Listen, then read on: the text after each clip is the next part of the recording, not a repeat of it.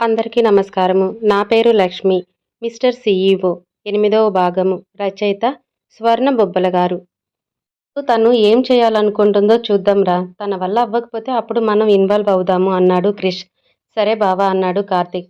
రాధ బాగా ఆలోచించుకొని తను ఏం చేయాలనుకుంటుందో మొత్తం వర్షినికి ఎక్స్ప్లెయిన్ చేసింది. రాధ చెప్పింది విన్న క్రిష్ సాటిస్ఫై అయ్యాడు. ఏ బావా, అందులో రిస్క్ ఉంటుంది కదరా అన్నాడు కార్తీక్. రిస్క్ లేకుండా ఈజీగా అయ్యే పని కాదు కదా. అది అయినా తను చేయగలదు అని నేను అనుకుంటున్నాను. ఒకవేళ చేయకపోతే అప్పుడు చూద్దాం అన్నాడు క్రిష్. రాధ చెప్పింది మొత్తం విన్న వర్షిని, అమ్మ అక్క, నాకు చాలా భయమేస్తుంది అంది. ఇలా భయపడుతూ కూర్చుంటే ఏమీ చేయలేము. నాకు తెలిసినంత వరకు ఇప్పుడు నువ్వు ఒక్కదానివే అతడితో ప్రాబ్లమ్స్ ఫేస్ చేయటం లేదు. ఇంకా చాలామంది ఉండి ఉంటారు. కానీ ఎవరు కూడా స్టెప్ తీసుకోవటం లేదు. అతడు భయపెట్టగానే భయపడి అతడితో కమిట్ అయిపోయి ఆ తర్వాత ఆ వీడియోస్ రిలీజ్ చేస్తాను అని చెప్తే ఇంకా భయపడిపోయి అతనితో అలాగే కంటిన్యూ చేసేవాళ్ళు కొందరు ఉండి ఉంటారు. కొంతమంది అవన్నీ భరించలేక సూసైడ్ చేసుకునే వాళ్ళు కూడా ఉండి ఉంటారు అంది రాధ. అవన్నీ విని అలాగే నోరు తెరిచి చూస్తూ ఉండిపోయింది వర్షిని. సో నువ్వు డేర్గా ఒక స్టెప్ ముందుకు వేస్తే మొత్తం నేను చూసుకుంటాను. ఇంకా ఎవరికి కూడా ఏ ప్రాబ్లం ఉండదు అంది రాధ. వర్షిని ఆలోచిస్తూ ఉంది. కార్తిక్ చాలా ఎగ్జైటింగ్గా చూస్తూ ఉన్నాడు. వర్షిని అని చెప్తూ ఉంది అని కృష్ణ దగ్గని చూసి నీకెందుకురా అంత ఇంట్రెస్ట్ అని అన్నాడు. ఏమో అమ్మాయి ఏం చెప్తుందో ఇంట్రెస్టింగ్గా ఉంది అన్నాడు కార్తిక్. సర్లే మనం వెళ్దాం పదా అన్నాడు క్రిష్. కొంచెం వెయిట్ చేయరా బావా, వెళ్దాము. అమ్మాయి ఏం చెప్తుందో, రాధ ఏం చేస్తుందో చూద్దాం అన్నాడు కార్తిక్ సీరియస్గా. ఒక లుక్ ఇచ్చాడు క్రిష్. ఈ చూపులతోనే చంపేస్తాడు వీడు అనుకున్నాడు కార్తీక్. ఇప్పటికే ఎన్నిసార్లు చనిపోయి మళ్ళీ పుట్టావురా అన్నాడు క్రిష్. బాబోయ్, వీడితో కష్టమే, పైకి అనడానికి లేదు, మనసులో కూడా అనుకోనివ్వడు అనుకున్నాడు కార్తీక్. క్రిష్ లేవగానే వెనకాలే కార్తీక్ కూడా లేచాడు. ఎగ్జాక్ట్గా రాధ కూర్చున్న ప్లేస్ దగ్గరికి క్రిష్ రాగానే పవర్ పోయింది. వెంటనే క్రిష్ రాధని చైర్ల నుండి పక్కకి లాగి తన దగ్గరికి లాక్కున్నాడు. హే, ఎవరు నువ్వు అని అరవబోయింది రాధ. వెంటనే తన చేతితో రాధ నోరు మూసివేసి మరొక చేతితో రాధ నడుంపై ప్రెస్ చేస్తూ చెవి దగ్గరకు వెళ్ళి మెల్లగా ఆల్ ది బెస్ట్ బేబీ అన్నాడు క్రిష్. ఆ వాయిస్ వినగానే అది క్రిష్ వాయిస్ అని అర్థం చేసుకొని తనను వదిలించుకోవడానికి ట్రై చేస్తుంది రాధ. కానీ క్రిష్ పట్టు ముందు తన బలం ఏమాత్రం సరిపోదు. ఇంకా ఎంత ట్రై చేసినా వేస్ట్ అని అలాగే ఉండిపోయింది రాధ. తను గింజుకోవటం ఆపేసిన తర్వాత తనని వదిలిపెట్టి అక్కడి నుండి వెళ్ళిపోయాడు క్రిష్. కార్తీక్ బయటికి వెళ్తూ క్రిష్ తనతో వస్తున్నాడు అనుకొని ఫోన్ టార్చ్ ఆన్ చేసుకొని మాట్లాడుతూ వెళ్తున్నాడు కార్తీక్. తను మాట్లాడటం అయిపోయినా కూడా ఏ రెస్పాన్స్ రాకపోవటంతో ఏంటి ఏం మాట్లాడటం లేదు అని వెనకాలకి చూశాడు కార్తీక్. క్రిష్ కార్తీక్కి చాలా దూరంలో ఉండటంతో అదేంటి అప్పుడే నాతో పాటు వచ్చాడు కదా, ఇంకా అక్కడే ఉన్నాడు ఏంటి అనుకొని పవర్ పోయిందని ఆగిపోయాడేమో. అయినా వీళ్ళు జనరేటర్ కూడా ఆన్ చేయలేదు ఎందుకు అనుకున్నాడు కార్తీక్. క్రిష్ వచ్చి ఏంట్రా నీలో నువ్వే మాట్లాడుకుంటున్నావు, పద వెళ్దాం అన్నాడు. ఏంటి నాలో నేను మాట్లాడుకుంటున్నానా అన్నాడు కార్తీక్. అదే కదా చెప్తుంది నీకు, ఒకసారి చెప్తే అర్థమవుదా అన్నాడు క్రిష్. ఏమోరా బాబు, నాకేం అర్థమవట్లేదు అన్నాడు కార్తీక్. సర్లే పద అన్నాడు క్రిష్. ఎవరి కారులో వాళ్ళు వెళ్ళిపోయారు. రాధ అలాగే ఫ్రీజ్ అయిపోయి ఉండటం చూసి అక్క అక్క అని పిలిచింది వర్షిని. అయినా పలకకపోవటంతో లేచి తనని కదిపింది. ఆ అని ఉలిక్కిపడి చుట్టూ చూసి ఏంటి వర్షిని అంది రాధ. ఏమైందక్క అలా నిల్చున్నావు అంది వర్షిని. అది అది ఏం లేదు అంటూ వాటర్ జగ్ తీసుకొని వాటర్ మొత్తం తాగేసింది రాధ. రాధ అలా కంగారుగా ఉండటం చూసి అక్క నువ్వు బాగానే ఉన్నావు కదా అంది వర్షిని. బాగానే ఉన్నాను అంది రాధ. సరే అక్క, నువ్వు చెప్పింది చేయటానికి నాకు ఏ ప్రాబ్లం లేదు. నువ్వు చెప్పినట్లే చేస్తాను. ఎప్పుడు చేద్దాం చెప్పు అంది వర్షిని. రాధ ఏం మాట్లాడాలో సిచ్యువేషన్లో లేదు. తనకి క్రిష్ చేసినవే గుర్తొస్తున్నాయి. అది నేను నీకు మళ్ళీ కాల్ చేస్తాను, కాల్ చేసి క్లియర్గా మాట్లాడుకుందాం అంటూ ఫాస్ట్గా లేచి అక్కడి నుండి వెళ్ళిపోయింది రాధ. రాధ బిహేవియర్ కొత్తగా అనిపించింది వర్షినికి. ఇదేంటి ఇప్పటి వరకు బాగానే ఉంది, సడన్గా ఇలా చేస్తుంది అక్క అనుకొని తను కూడా లేచి వెళ్ళిపోయింది. రాధ ఫాస్ట్గా వెళ్ళి తన రూమ్లోకి వెళ్ళిపోయింది. ఇదేంటి ఈ అమ్మాయి ఇలా బిహేవ్ చేస్తుంది, రోజు రాగానే కాసేపు మాట్లాడి వెళ్ళేది కదా, ఈ రోజేంటి డైరెక్ట్గా అలా వెళ్ళిపోయింది అనుకుంది వార్డెన్. రాధ ఎప్పుడు వస్తుందా, ఏం జరిగిందో ఎప్పుడు చెప్తుందా అని ఎదురు చూస్తూ ఉంది ప్రసన్న. రాధ అలా వెళ్ళటం చూసి వెనకాలే లోపలికి వెళ్ళింది ప్రసన్న. లోపలికి వెళ్ళేసరికి రాధ వాష్రూమ్లోకి వెళ్ళిపోయింది.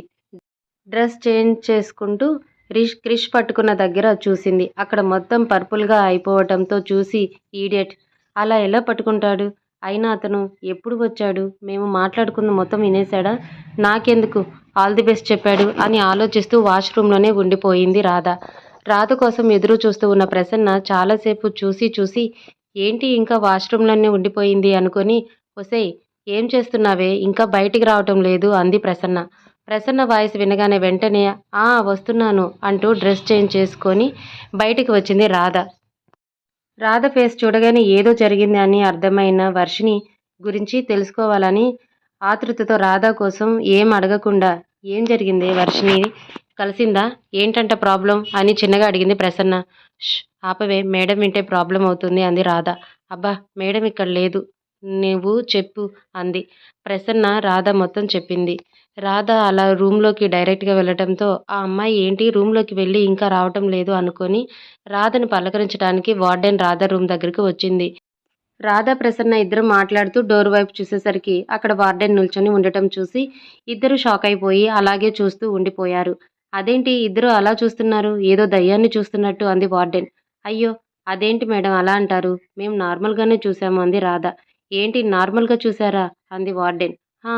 అవును అన్నట్టు ఇద్దరు తలలు ఊపారు. అవును మేడం మీరెప్పుడు వచ్చారు? అంది ప్రసన్న. నేను డోర్ దగ్గరికి వచ్చాను. మీరు ఇలా చూశారు అంతే అంది వార్డెన్. అమ్మ!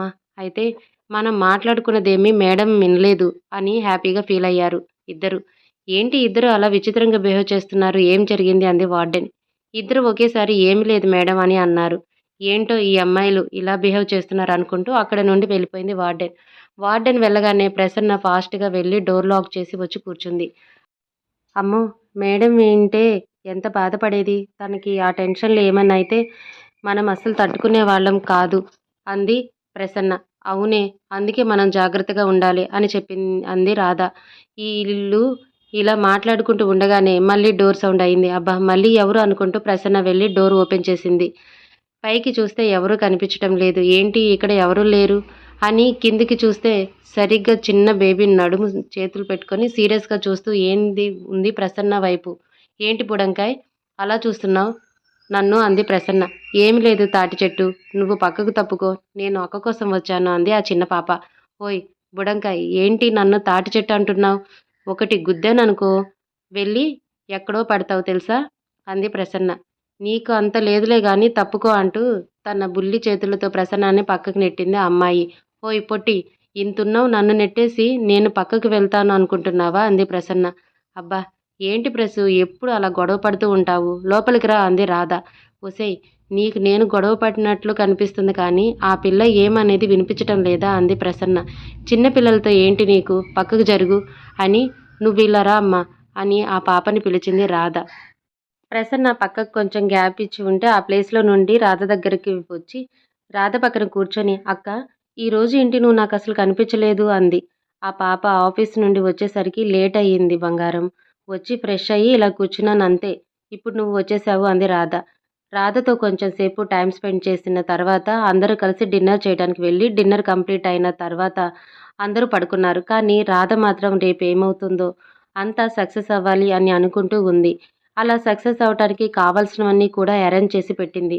మరుసటి రోజు ఉదయం వర్షిని కాల్ చేసి, "ఆ అబ్బాయి మధ్యాహ్నం లోపు నీకు కాల్ చేస్తే ఓకే. లేదంటే తను కాల్ చేసే వరకు వెయిట్ చెయి. కానీ నువ్వు ఎలాంటి స్టెప్ తీసుకోకు" అని చెప్పింది రాధ.